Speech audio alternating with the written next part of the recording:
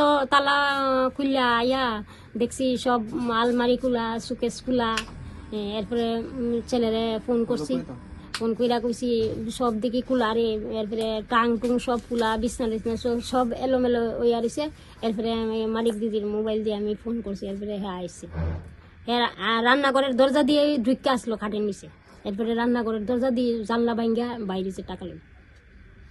আপনারা কি কেউ সন্দেহ করেন? না। কত টাকা ছিল? 1,10,000। তো ছেলেও জমাইছে, আমিও জমাইছি। আপনারা কি পুলিশে জানাইছিলেন? না না,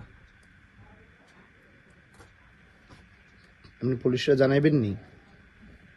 জানাম। কি চান এখন? এই যে টাকাটা চুরি হইলো কি কইবেন?